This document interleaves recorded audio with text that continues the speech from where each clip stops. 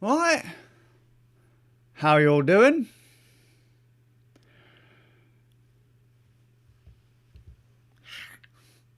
Sunlight out there. Early-ish. Why? Well, I've been on a bit of an adventure today. Most people will be going, no, why? I went out to get me Rona vaccination, or part of it. Went down to the local place. I was told, hey, get your ass down there and get jabbed. And I was like, alright. And they said, dude, we don't have any of that there Oxford one, but you can have the Pfizer one. They probably did have the Oxford, but they were dishing out Pfizer today. And I was like, great. There's nothing wrong with it, realistically, other than it's American. So I've been jabbed with American anti-death vaccine. Wait, anti-death vaccine? Does that mean I'm going to... Nah, either way, I'm just going to start drinking Starbucks and screaming complete toss about freedom and all that. Even got my little NHS "you've been jabbed" card to say that I've been jabbed. And then I had a wonderful walk home after having to wait for 15 minutes. Staff there were really nice, by the way. Really nice folks. The volunteers that were there guiding people through the groove. Really nice. It was quick to get into the little waiting room. Obviously they can't have many people in there or having people all sat together or whatever, but we're all guided to where we needed to be. The folks doing the old stabby stabs were nice, kind, considerate. They weren't getting the kindest of responses, to be fair, from folks, but they were still doing their job and they were doing it well. Got poked, and then I was told just, sit there 15 minutes, we just got to check you over kind of thing, just to make sure you're not going to die. And I don't think I'm dead. No side effects at all at this point, but I shouldn't really say that because you never know, I might be dead tomorrow. Or my arm might have fallen off. I don't know. But walked home and we got no internet, which is why I'm doing this now. We have zero internet. In fact, the little screen in the kitchen says, "You've got no internet, bruv." And I'm like, mate, what do you mean we've got no internet? There was an OpenReach engineer up top a telegraph pole by my house, fiddling about with wires and boxes, and now I've got no tinterweb. So, yeah, no internet. Not really what I actually had planned to talk about today, but because we have no interwebs, and it's going to be funny because, I'm uploading a video, and I have a live stream to do, and a podcast to do. I'm sure most people already know about this, but you can share internet from your phone. In fact, I'm currently using my phone connected up to a little micro PC to install the Debians on it. Debian is a Linux distro, and I need the internet to get it done. Pretty much everything needs the internet to be done right now. So, if you didn't know, surprise, you can either, most people, if you have an Android phone, it's a lot easier. I don't know so much about iOS, but last time this was a thing on iOS, I remember having to install a certificate to be able to enable tethering, but probably not a thing now. It's all going to be down to your carrier. But on Android specifically at this point, because that's all I can really vouch for, because I haven't used an iPhone since the iPhone 4.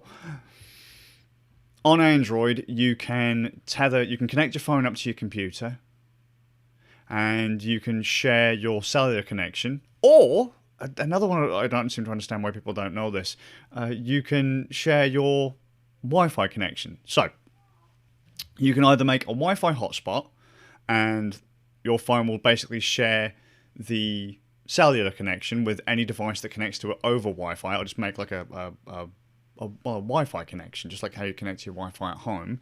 You can give it a specific name and a password if you want to, connect to it, and bam, there you go. You are connected to the internet through your phone over wireless. Or you can connect up to your computer through USB or whatever device it is you're looking to connect to through USB, and then share the internet that way. You can say enable USB tethering, and the computer will go, oh, okay, cool, we're connected to the internet. And then, as I say, depending on how your phone is connected to the internet, be it through Wi-Fi or cellular, it does the thing, and the internet happens. So if you're on Wi-Fi, so if you're at home, and let's say you've got a device that doesn't have a Wi-Fi card in it, a wireless card in it, but you do have a phone, like an Android phone or whatever. I don't know about iOS again, but in the case of Android, so for example, let's say I had a PC upstairs in my bedroom, there is the Wi-Fi signal upstairs is absolutely trash. I don't have a way to do whatever to get internet up there. Let's say I don't know. Let's say I've got a PC up in the bedroom. Admittedly, the Wi-Fi up there is absolutely trash anyway, but no Wi-Fi in the computer. Can't run a cable up there for wired Ethernet. No space to install, a Wi-Fi card or whatever. Let's just pretend there's no way I can get Wi-Fi on this box reliably. I mean, I know someone's going to say, but Skaz, surely if it's got USB and you're going to have to connect your phone up, you could just get a little USB dongle. Sure, but just hear me out. I could go upstairs and go, well, this box doesn't have Wi-Fi in it, just plug my phone in. And right there, if my phone's connected to Wi-Fi, it will then share the Wi-Fi connection to the PC. If, as I say, the Wi-Fi is completely trash, I could just turn off Wi-Fi on my phone and it would share the connection over cellular. Fantastic. I've done it loads of times. As I say, I'm doing it right the now through cellular just because. And it's a double bonus, actually. I'm double dipping on this bonus here because Debian is a Linux distro that only uses free software components, meaning no proprietary software is included in it during the installation process. You have to go out of your way to get proprietary drivers. And my wireless card in the little machine has a proprietary driver, so the Wi-Fi doesn't actually work. So if you were in this situation, you're like, oh God, there's no, I can't get Wi-Fi to work or whatever. You can just do what I'm doing now, because when you do tether over USB using your Android phone, it will just come up as a generic USB Ethernet adapter. So the devices won't even complain about it. They just assume they're connected over Ethernet. They assume they're connected over a wire.